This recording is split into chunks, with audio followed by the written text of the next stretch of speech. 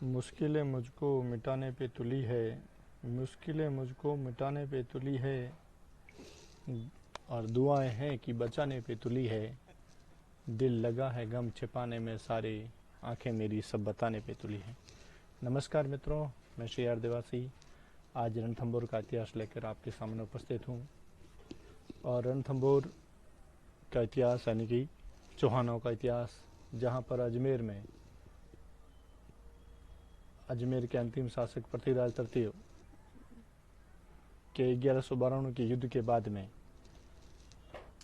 उनका पुत्र गोविंदराज जिसे शासक बनाया गया, लेकिन पृथ्वीराज के भाई हरिराज ने उसको वहाँ से हटाकर और स्वयं शासक बन गया।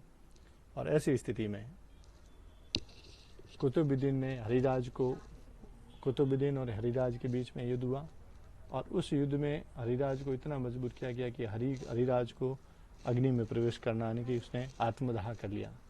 वैसे हरि का मतलब क्या होता है? हरि क्या होती है? अग्नि होती है। तो वो अग्नि दाह करना पड़ा, और कुतुबुद्दीन की सहायता से ही गोविंदराज ने रणथंभौर पर अपना अधिकार किया, और 1194 ईस्वी में रणथंभौर पर उसने अपनी शाखा यानी कि रणथंभौर के चौहान के नाम से स्थापित की। अब उससे पहले देखो मित्रों के रणथंभौर का जो इतिहास है, इसमें राजस्थान के इतिहास का प्रथम शाखा 1301 में होता है। तो उससे पहले अगर हम संक्षिप्त में कहें कि शाके से संबंधित, शाके में कुछ शब्दावलियां हैं, जैसे कि जोहर होता है उसमें, और एक जोहर जैसा ही जिसे सती कहते हैं, और कुछ ऐसा ही इनसे संबंधित और कुछ शब्दावलियां जो शाके से ही संबंधित है। तो अपन किसको शाखा कहेंगे, किसे अर्ध शाखा कहेंगे, और किसे जोहर कहेंगे, किसे सती कहेंगे। तो शाके का अर्थ यह होता है कि शाके का अर्थ होता है जिसमें एक कंप्लीट प्रोसेस होता है, जिसमें एक तरफ जोहर हो, दूसरा केसरिया धारण करे, और जब ये दोनों होते हैं तब उसको कहते हैं शाका। और इन दोनों में से अगर कोई एक नहीं होता है तो उसे कहते हैं अर्ध शाका। और जोहर में एक ये होता है कि जोहर में एक आध औरत नहीं चलती उसमें, यानी उसमें उस किले में जितनी भी औरतें हैं, बहुत सारी औरतें हैं, वो सभी सामूहिक रूप से अपने जीवन का उत्सर्ग करती हैं, तो उसे कहते हैं जोहर।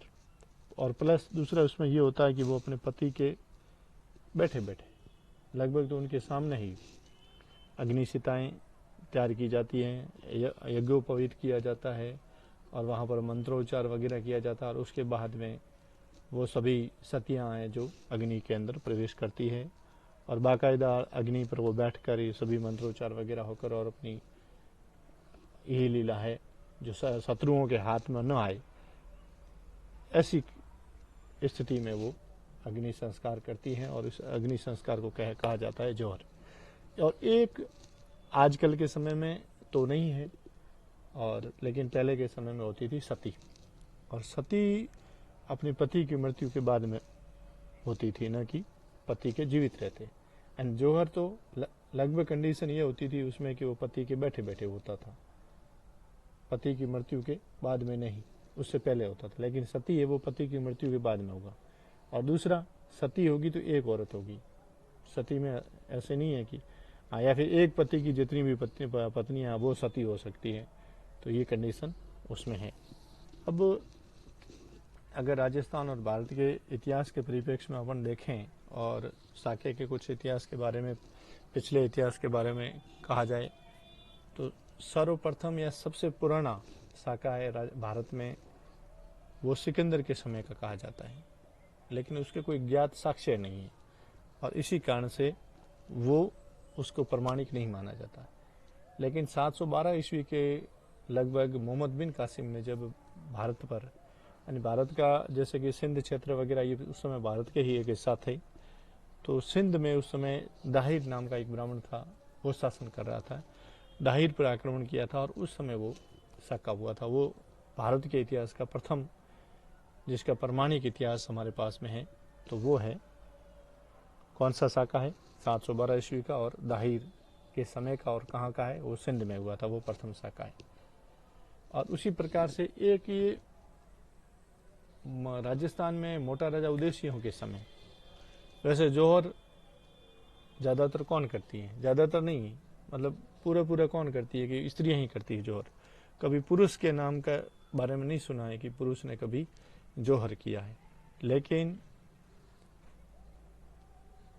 मोटा राजा उदय सिंह के समय आउआ में चारणों और ब्राह्मणों ने किसी बात पर राजा से और कोई मनमुटाव हो गया था, और उसमें कोई राजा गलत थे और ये लोग सही थे, ऐसे में उन्होंने अपनी यही लीला को समाप्त किया था। तो वो एक ऐसा मतलब एकदम अलग प्रकार का है जिसमें पुरुषों ने जौहर किया है। तो ये आउआ में हुआ था और मोटा राजा उदय सिंह के समय, यानी कि ये जब जैसे कि मालदेव का पुत्र रावचंद्र सेन, ये जैसे कि कल्लाजी रायमलोत पढ़ा था हमने, तो उसमें कल्लाजी रायमलोत वगैरह है, तो इन्हीं के चाचा थे मोटा राजा उदय सिंह के समय ये साका पुरुष जौहर हुआ था, न कि साका। और एक वैसे कहा तो ये जाता है कि विष्णुई समाज में होता है, लेकिन लगभग मेरे हिसाब से यही होगा कि जो भी पर्यावरण की रक्षा करते हुए, जैसे किसी शिकारी ने जैसे कि किसी हिरण का शिकार कर लिया और उसके बचाने में अगर किसी की जान चली गई, तो वो जो वहाँ पर शहादत दी जाती है उसे कहा जाता है खडाना साका। तो ये इस प्रकार से ये कुछ कुल मिलाकर साके से संबंधित कुछ जानकारियाँ थी। और उसके बाद में हम आते हैं अब जो हमारा आज का जो टॉपिक है वो रणथंभौर। अब देखिए रणथंभौर से पहले हम कुछ कि रणथंभौर, इसे रणथंभौर क्यों कहते हैं, और प्लस रणथंभौर में का ये जो रणथंभौर में जो किला बना हुआ है, ये किला किसने, गोविंदराज ने बनाया या फिर इससे पहले बना, तो इसके बारे में थोड़ी सी संक्षिप्त जानकारी, और उसके बाद में हम रणथंभौर का इतिहास पढ़ते हैं। रणथंभौर यानी कि रणथंभौर, यानी इसका वास्तविक नाम क्या हुआ, रणथंभौर। रणथंभौर यानी कि रण की घाटी में स्थित नगर, रण की घाटी, रण यानी कि जो युद्ध क्षेत्र की जो घाटी है, और उस घाटी में स्थित एक नगर है जिसे क्या कहा गया है, रणथंभौर। अब इसका अगर संधि विच्छेद हम करें, यानी कि रण वैसे उस पहाड़ी का नाम है जिसके ऊपर ये किला बसा हुआ है, और इसके नाम को अगर संधि विच्छेद करें तो रण प्लस स्तंभ प्लस पुर है। और राजस्थान या फिर भारत में जितने भी दुर्ग है, तो राजस्थान के जो दुर्ग हैं उन दुर्गों का अगर राजा कहा जाए तो वो किसे कहेंगे, रणथंभौर को कहा जाएगा। यानी कि रणथंभौर वो दुर्गों का राजा है, न कि चित्तौड़। वैसे चित्तौड़ के बारे में ये कहा जाता है कि गढ़ तो चित्तौड़गढ़ बाकी सब गढ़ैया, वो उपमा उसकी की जाती है, लेकिन अगर दुर्गों का राजा कहा जाए तो वो किसे कहेंगे, रणथंभौर को कहेंगे। अब रणथंभौर के चौहान, अब रणथंभौर के चौहान है तो रणथंभौर के चौहान अजमेर के अंतिम चौहान शासक पृथ्वीराज तृतीय का पुत्र कौन था, गोविंदराज, जिसने रणथंभौर में चौहान वंश की शाखा रखी, या फिर यहाँ पर चौहान वंश की नींव रखी। अब देखिए अजमेर पर पृथ्वीराज के बाद गोविंदराज को कुतुबुद्दीन ने शासक बनाया, पर पृथ्वीराज के भाई हरिराज ने शासन पर अधिकार कर लिया था। यानी कि पृथ्वीराज का छोटा भाई था हरिराज, और हरिराज ने कहा कि तेरे पिता कोई काम के नहीं थे, और उन्होंने मुसलमानों से वो युद्ध हारे, पर ऐसा कुछ करके, और उस समय हरिराज ने गोविंदराज से वहाँ का अधिकार क्षेत्र छीन लिया था। और ऐसी स्थिति में वापस किसको कौन बन गया जबरदस्ती, हरिराज। तब कुतुबुद्दीन वहाँ से सेना लेके आया और उसने अजमेर पर अधिकार कर लिया। और ऐसी स्थिति में कुतुबुद्दीन और हरिराज के बीच में युद्ध होना स्वाभाविक था। तो वहाँ युद्ध हुआ, और उस युद्ध में हरिराज को अग्निदाह करना पड़ा। देखिए हरिराज ने क्या किया है, अग्निदाह। हरी अग्नि वैसे कैसी होती है, हरित होती है, तो वो हरिराज ने अग्निदाह कर लिया। अब इसके बाद में कुतुबुद्दीन ऐबक ने गोविंदराज को रणथंभौर की जागीर दी या फिर राज्य दिला दिया। यानी कि रणथंभौर जो रियासत है या फिर रणथंभौर का जो किला है, इसको किले को प्राप्त करने में कुतुबुद्दीन का भी महत्वपूर्ण योगदान है। यानी कि कुतुबुद्दीन उस समय दिल्ली का राजा था, यानी कि दिल्ली का जो गुलाम वंश है उसका संस्थापक था, और मोहम्मद गोरी ने भारतीय क्षेत्र पर उसको अपने एकाधिकार दे रखे थे। तो ऐसे में कुतुबुद्दीन ने उसकी सहायता की और यहाँ पर उसको यहाँ का शासक बना दिया। अब रणथंभौर का किला, इसका संस्थापक कौन, इसके बारे में दो मत है। वैसे एक अप्रमाणिक है, लेकिन कुछ कहा ऐसा जाता है। वैसे कहा यह जाता है कि इस किले का निर्माण अजमेर के जयंत चौहान थे और उन्होंने 8वीं शताब्दी में इसकी स्थापना की। और कुछ ऐसे साक्ष्य भी तो मतलब प्रमाणिक साक्ष्य नहीं है, लेकिन ये कहा जाता है कि रणदाम देव नामक चौहान थे, उन्होंने लगभग 687 ईस्वी के लगभग इस किले की नींव रखी थी। अब रणथंभौर के चौहान शासक तो सब सीधा सा ज्ञात है कि सर्वप्रथम शासक कौन होगा, गोविंदराज होगा। और गोविंदराज के बाद में वल्हण, वल्हण के बाद में प्रहलादन, उसके बाद में वाघभट, उसके बाद में वीर नारायण, और वीर नारायण के बाद में वाघभट, और वाघभट के बाद में जयत्र सिंह। अब पहला शासक है गोविंदराज। मित्रों देखिए, गोविंदराज यानी कि 1194 ईस्वी में कुतुबुद्दीन की सहायता से गोविंदराज रणथंभौर का शासक बना। यानी कि रणथंभौर का प्रथम शासक कौन, तो गोविंदराज। किसका पुत्र, तो पृथ्वीराज तृतीय का। अजमेर के चौहान वंश में कुल 3 शासक पृथ्वीराज नाम से हुए। एक पृथ्वीराज प्रथम, दूसरा पृथ्वीराज द्वितीय, और तीसरा है जो इतिहास प्रसिद्ध जो व्यक्तित्व है वो पृथ्वीराज है, वो पृथ्वीराज तृतीय है। तो गोविंदराज है वो पृथ्वीराज तृतीय के पुत्र थे। अब इनकी रणथंभौर के शासन में इतनी ही भूमिका है, इतना ही योगदान है कि इन्होंने खाली वहां पर इस वंश की नींव रखी। उसके बाद में है वल्हण। अब वल्हण, इसको वल्हण भी कहते हैं, वाल्हण की भी कहते हैं, और वल्हण देव भी कहते हैं। यानी इसके 3 नाम इतिहास में मिलते हैं, वल्हण, वाल्हण और वल्हण देव, लेकिन है तीनों एक। अब देखिए, यहाँ गोविंदराज ने जो रणथंभौर के चौहान वंश की नींव रखी है, तो वो दिल्ली सल्तनत के जो गुलाम वंश थे उनके योगदान से रखी थी। तो शुरुआत में तो वल्हण है वो इन तुर्कों के प्रति क्या रहा, वफादार बना रहा। पर कुतुबुद्दीन के बाद, जब कुतुबुद्दीन की मृत्यु हो जाती है, और उसके बाद में उसका जो ज्वाई है इल्तुतमिश, वो जब दिल्ली का शासक बना, सुल्तान बना, तो ऐसी स्थिति में वो फिर वल्हण उसकी अवज्ञा करने लगा। और ऐसी स्थिति में 1226 ईस्वी में इल्तुतमिश व वल्हण के बीच में युद्ध हुआ, और जिसमें वल्हण रणथंभौर किले को छोड़कर जंगल में भाग गया। इसका मतलब दुर्ग पर किसका कब्जा हो गया, इल्तुतमिश का हो गया। अब देखिए, रणथंभौर के चौहान वंश का दूसरा शासक जिसे कहते हैं वल्हण, तो वल्हण के समय से ही ये किला किनके पास में चला गया, गुलाम वंश के पास, या फिर दिल्ली सल्तनत के पास में, यानी कि 1226 ईस्वी में। अब देखिए, इसमें वल्हण आएगा, वल्हण के बाद में प्रहलादन के बाद में वीर नारायण, और उसके बाद में वाघभट, और बाद में वाघभट के समय जाकर ये किला वापस रणथंभौर के चौहानों के पास में आएगा। अब उस समय बीच में शासक तो आएंगे, प्रहलादन भी आएगा, वीर नारायण आएगा, लेकिन ये उस समय इनका अधिकार रणथंभौर नहीं, रणथंभौर के पास के क्षेत्रों में है। रणथंभौर इनके हाथ से अब निकल गया है। अब दूसरा शासक प्रहलादन सिर्फ नाम मात्र का शासक है, इसका कोई ज्यादा इतिहास में जो ज्ञात साक्ष्य हैं उससे हमें कोई भी इसके बारे में जानकारी प्राप्त नहीं होती है। सिर्फ अगर वंशावली या फिर अगर कोई ऐसा क्रम पूछे कभी, तो कि जैसे कि रणथंभौर के जो चौहान वंश है उनसे संबंधित जो है वंशानुक्रम में या फिर क्रमानुसार कौन कौन से शासक हुए, तो उसमें अपन ये नाम याद रख सकते हैं। उसके बाद में चौथा है वीर नारायण। तो वीर नारायण के समय इल्तुतमिश का आक्रमण हुआ, यानी कि वीर नारायण के समय इल्तुतमिश का आक्रमण हुआ था। यानी कि देखो, इससे पहले प्रहलादन, और प्रहलादन से पहले कौन आया, वाल्हण आया, जैसे वल्हण, वाल्हण देव, वाल्हण और वल्हण सिंह तीनों कहते हैं हम।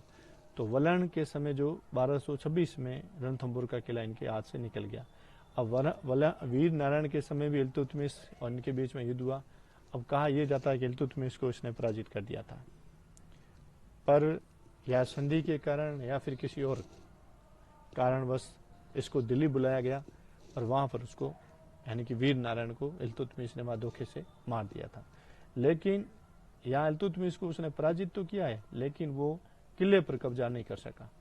यानी उसको किसी जालसाजी में इल्तुतमिश ने वहाँ बुलाया, या फिर संधि के उद्देश्य से, या फिर किसी और षड्यंत्र से उसको वहाँ बुलाया और फिर वहाँ इसकी मौत हो गई। अब उसके बाद में आता है वाघभट्ट। यदि रणथंभौर के आरंभिक चौहानों में अगर कोई प्रतापी शासक कहा जाए तो वो होगा वाघभट्ट। वाघभट्ट के समय दिल्ली सल्तनत के 3 शासकों का युद्ध होता है। एक होगा रजिया, इल्तुतमिश की पुत्री रजिया सुल्ताना, जो सुल्तान वंश या फिर भारत की एकमात्र, जो पूरे भारत की एक शासिका जो स्त्री हुई, तो रजिया सुल्ताना।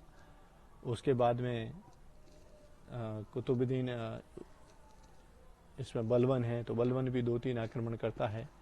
और शुरुआत किससे होती है? अब देखिए, वाघभट्ट के समय दिल्ली में जो शासक था वो कौन था? इल्तुतमिश। उसकी मृत्यु हो गई थी, यानी कि दिल्ली की जो केंद्रीय सत्ता वो क्या हो गई थी? कमजोर हो गई थी। ऐसी स्थिति में वाघभट्ट ने उस परिस्थिति का फायदा उठाया और वाघभट्ट ने रणथंभौर व आसपास के क्षेत्रों पर 1236 ईस्वी में कब्जा कर लिया। यानी कि 1226 ईस्वी में जो रणथंभौर इनके हाथ से निकल गया था वो वापस कब इनको प्राप्त हुआ? 1236 में। और किसके समय? उस समय दिल्ली पर इल्तुतमिश नहीं था, उस समय रजिया सुल्ताना थी। अब जब दिल्ली रणथंभौर के हाथ से, रणथंभौर जब दिल्ली के हाथ से निकला, तब रजिया ने यहाँ पर चढ़ाई करना स्वाभाविक था, तो उसने यहाँ पर चढ़ाई की। और इनका रजिया सुल्तान का सेनापति था मलिक कुतुबुद्दीन आसन। उसको यहाँ पर आए और उसने यहाँ पर घेरा डाला। लेकिन घेरे वाली पद्धति इनकी यहाँ से शुरू होती है, रजिया सुल्तान से, और ठेठ अलाउद्दीन खिलजी तक कोई भी इसमें पार नहीं पा रहे। सिर्फ षड्यंत्र की वजह से या फिर कोई जालसाजी करके अगर वो जीते तो अलग बात है, लेकिन वो सीधा करके उसने किले को तोड़ा है या फिर किले के दरवाजे तोड़कर उसने अंदर प्रवेश किया, वो परिस्थिति कभी भी रणथंभौर में नहीं आई। तो यहाँ पर भी इनको घेरा उठाना पड़ता है। तो ये 1236 ईस्वी में वाघभट्ट के समय से ये परिस्थितियाँ उत्पन्न हो गई थी कि वो घेरा डालते हैं और लेकिन वो उसके बाद में सफल नहीं होते हैं। इसके बाद में बलवन आया। बलवन ने 3 बार आक्रमण किए, लेकिन उसको भी यहाँ से मुंह की खा के जाने पड़ी। अब इसके बाद में जो नेक्स्ट शासक है वो कौन है? जयत्र सिंह, जिसे इतिहास में दूसरा नाम इसका जयसिम्हा भी मिलता है या प्राप्त होता है। जयत्र सिंह ने 32 वर्ष तक शासन किया। कितने वर्ष तक? 32 वर्ष तक। अब देखिए, अब एक यहाँ से संबंधित, जैसे कि जयत्र सिंह ने शासन कितना किया? 32 वर्ष तक। और जयत्र सिंह का पुत्र इतिहास प्रसिद्ध 8वीं शासक कौन? आमिर। तो आमिर ने भी, आमिर की कुल 16 विजय हुई थी। वैसे कुल उसने युद्ध लड़े 17 में से वो कितने में विजय हुआ? 16 पर। तो 16 दूनी कितने हुए? 32। यानी कि 16 विजय किसकी? आमिर की, यानी कि जयत्र सिंह के पुत्र की। और आमिर का पिता कौन? जयत्र सिंह। तो जयत्र सिंह ने शासन कितना किया? 32। तो देखिए, ये आपस में कोई इनका आपस में आप इनकी कोई टर्म्स बना दो जिसे आपको याद करने में इतिहास आप रट नहीं सकते। इसको जहाँ तक हो सके इसके बीच में कोई न कोई ऐसा संबंध बनाओ जिसे अपन गणित में या फिर मैथा रीजनिंग में बनाते हैं, वैसे थोड़ा करोगे तो वो थोड़ा सा और ज़्यादा आपके दिमाग में स्थायी होगा। तो ऐसे में जयत्र सिंह ने शासन कितने वर्ष किया? 32 वर्ष। तो इसका पुत्र कौन? आमिर। उसने कितने वर्ष, उसने कितनी विजय की? तो उसने कुल 17 युद्ध के लड़े और उसमें से 16 में विजय प्राप्त की। तो 16 दूनी 32। जयत्र सिंह ने 32 वर्ष तक शासन किया है। तो इसके 3 पुत्र, प्रताप सुल्ताना देव, वीरम देव और हमीर देव हुए। लेकिन इन तीनों में सबसे पराक्रमी, यशस्वी और अठी कौन था? हमीर था। और ऐसे में जयत्र सिंह ने अपनी ही उम्र में, यानी कि उनकी मृत्यु के बाद में नहीं, मृत्यु से पहले ही, तीसरे पुत्र हमीर देव को अपने जीवन काल में ही 1282 ईस्वी में रणथंभौर का शासक बना दिया। अब हमीर 7 दिसंबर 1272 ईस्वी में हमीर का जन्म हुआ और इनकी माता का नाम क्या था? हीरा देवी। और राज्याभिषेक हुआ है 16 दिसंबर 1282 ईस्वी को। जन्म भी दिसंबर में और राज्याभिषेक भी दिसंबर में।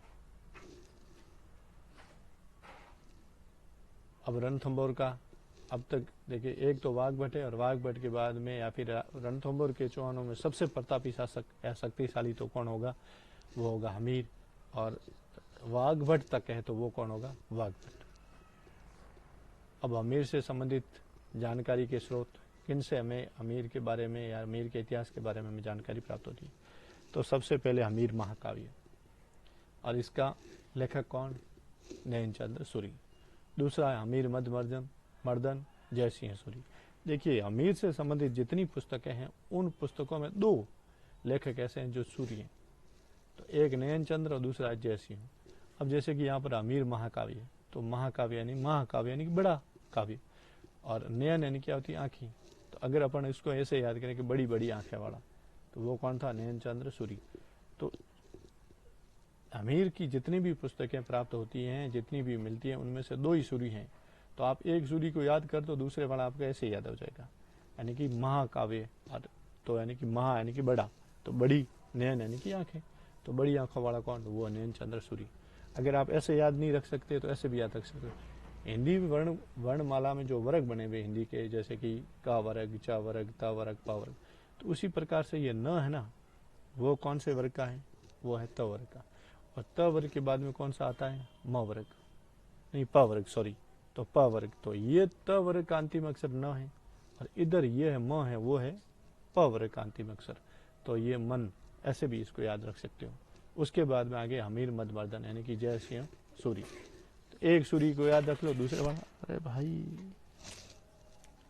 अब इसके बाद में सुरजन चरित किसका, चंद्रशेखर का। अब देखिए, यहाँ पर इसके नाम में भी सुरजन है कि सुरजन हाड़ा वो जो 1569 में अकबर का जो नागौर दरबार लगा था 1570 में, जस्ट उससे पहले 1569 में जिसने अकबर की अधीनता स्वीकार की, वो सुरजन हाड़ा बूंदी का शासक, और जिसका पुत्र हुआ था भोज, और जिसके पुत्री जो राव कल्लाजी राय मलोत शिवाना के शासक से जिसकी सगाई हुई थी, यानी कि भान कुंवरी, वो सुरजन हाड़ा। तो उसका जो सुरजन चरित लिखा किसने, चंद्रशेखर ने। ये उनका राजकवि था। अब इससे भी इनके बारे में जानकारी प्राप्त होती है, क्योंकि ये भी रणथंभौर, हाँ, सुरजन हाड़ा वो वहाँ के थे। अब हमीर रासो यानी कि जोतराज। दूसरा एक और भी है, सारंगधर। अब हमीर रासो है नीमराणा क्षेत्र के चंद्रभान ये चौहान के ये आश्रित कवि थे, कौन, जोतराज। और हमीर रासो वो लिखी गई है अहिरवाटी भाषा में, जो उनकी स्थानीय अहिरवाटी भाषा है, उस भाषा में ये लिखी गई है। अब आता है अमीर हठ। जैसे कि अमीर हठ है तो चंद्रशेखर का। देखिए, हमने जब भारत का जो राष्ट्रीय आंदोलन पढ़े थे, या फिर भारत का जो, उसमें एक चंद्रशेखर आज़ाद हुए हैं, और चंद्रशेखर आज़ाद ने एक हठ की थी। उन्होंने एक प्रतिज्ञा की थी कि मैं मेरे जीते जी अंग्रेजों के हाथ में नहीं आऊँगा, और उन्होंने उस प्रतिज्ञा को पूरा उसका पालन किया। और जब अंतिम गोली बची, तब वो उसने अपनी उसी गोली से अपने सर पर मारी और खुद शहीद हो गए थे, लेकिन वो अंग्रेजों के जीते जी हाथ नहीं आए थे। तो उसी प्रकार से हमीर हठ, तो हमीर हठ का लेखक कौन, चंद्रशेखर। फिर हमीरा छाड़ा राजरूप। अब देखिए, इसके अंदर देखो हमीरा छाड़ा। अब आप इतनी देखिए, जितनी भी ये ग्रंथ है ना अमीर से संबंधित, इसमें रा किसी के बीच में नहीं है। एकमात्र ये ग्रंथ है जिसमें हमीर रा छाड़ा यानी बीच में रा आ रहा है, और इधर इस लेखक के नाम में भी क्या रहा है, रा, यानी दोनों के अंदर रा आ रहा है। तो एक रा छाड़ा और दूसरा राजरूप। तो इसलिए इसमें इस हिसाब से ये आपको बहुत ही सरल रूप से याद हो जाएगी। फिर हमीर देव चौपाई, मनन विजय शाह। उसके बाद में आता हमीरायण यानी व्यास भंडऊ। इसके बाद में आता है हमीर बंद बंधन, और ये है इसके लेखक है अमृत कलश। अमीर अमृत के चक्कर में बन गया, यानी कि अमीर किसके चक्कर में, अमृत के चक्कर में। किससे, कैलाश में बंद गए, भी ऐसे भी लिख सकते हो, या फिर सीधा भी हो। अब एक आ रही है श्रृंगार हार। ये जितनी भी इससे पहले की पुस्तकें हैं, वो पुस्तकें तो हैं जो उनके किसी राज्य आश्रित कवियों ने लिखी, या फिर किसी पड़ोस के जो राजा थे उन्होंने इनका अमीर का इतिहास सुना, तो उनके लिए जो लेखक थे या उनके जो आश्रित कवि थे उन्होंने लिखा। लेकिन श्रृंगार ये पुस्तक है जो अमीर स्वयं ने लिखी, और इसमें संगीत से संबंधित जानकारी थी। एक है तारीख फिरोज शाही, ये बरनी था, इतिहासकार था, और मुगलों के मुगलों के साथ में नहीं, सल्तनत काल के में जो सल्तनत काल के जो शासक हैं उनके साथ में ये था। तो इसने तारीख फिरोज शाही लिखी। उसके बाद में अमीर ने शासक बनते ही दिग्विजय नीति अपनाई। जिस प्रकार से अलाउद्दीन ने साम्राज्यवादी नीति के तहत पूरे भारत पर, वो तो वैसे भारत का नहीं विश्व का सिकंदर बनना चाहता था, अलाउद्दीन खिलजी की ये सोच थी।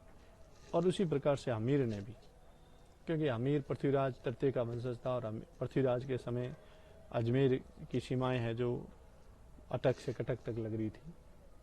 तो यहाँ अमीर भी अपने पूर्वजों की नीति पर चलता और उसने एक दिग्विजय नीति अभियान चलाया। और इस वीडियो में यहीं तक, और इसमें मैंने किस प्रकार से आपको मेरे पढ़ाने का तरीका वगैरह आपको पसंद आए, और इस वीडियो में मैंने जिस प्रकार से आपको समझाया है, तो इसमें अगर और भी बेहतरीन रूप से अगर मैं समझा सकता हूँ तो आप अपने कमेंट बॉक्स में लिखिए, और प्लीज़ वीडियो को सब्सक्राइब कीजिए। और नेक्स्ट वीडियो के साथ में अमीर का सेकंड पार्ट लेकर मैं जल्दी आपके बीच में उपस्थित हूँ।